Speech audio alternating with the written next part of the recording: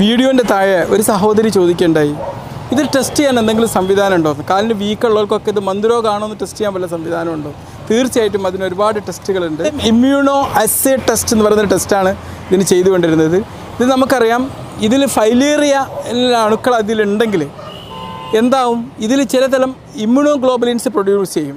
Immunoglobulin G1 G4 ഇതിൻ്റെ അളവ് detect ചെയ്ത് കഴിഞ്ഞാൽ അതിൽ ഫൈലേറിയയിലുള്ള അണുക്കളുണ്ട് എന്നാണ് അർത്ഥം. പിന്നെ ഇതിൻ്റെ ഒരു സാമ്പിൾ എടുത്തിട്ട് മൈക്രോസ്കോപ്പിക്കായിട്ട് നോക്കിക്കഴിഞ്ഞാലും ആ ശരീരത്തിൻ്റെ ആ ബാധിച്ച ഭാഗത്ത് മൈക്രോ ഫൈലേറിയ എന്ന് പറയുന്ന ഈ അണുക്കളെ ഡിറ്റക്ട് ചെയ്യാൻ പറ്റും. അങ്ങനെയും കണ്ടെത്താവുന്നതാണ്. ഈ ഒരു അസുഖം വളരെ കൂടി നിൽക്കുന്ന ആൾക്കാരിൽ, ഇതിൽ ഫൈലേറിയൻ്റെ അളവ് കൂടി നിൽക്കുന്ന ആൾക്കാരിൽ ഈ ഇമ്മ്യൂണോഗ്ലോബിൻ G4 അളവും വളരെ കൂടുതലായിരിക്കും. അപ്പോൾ ലോകത്തിൻ്റെ സിവിയറിറ്റിയും രോഗം എത്രമാത്രം ഉണ്ട് എന്നുള്ളതൊക്കെ അറിയാനും ഇത് സഹായിക്കും. അൾട്രാസോണോഗ്രാഫി ഉപയോഗിച്ചിട്ട് ഈ മൈക്രോ ഫൈലേറിയ ഡിറ്റക്ട് ചെയ്യുക, ഇങ്ങനത്തെ പല കാര്യങ്ങളും ഉണ്ട് കേട്ടോ. പിന്നെ അവിടെ നിന്ന് തന്നെ ബ്ലഡ് സാമ്പിൾ നോക്കിയിട്ട് അത് മൈക്രോ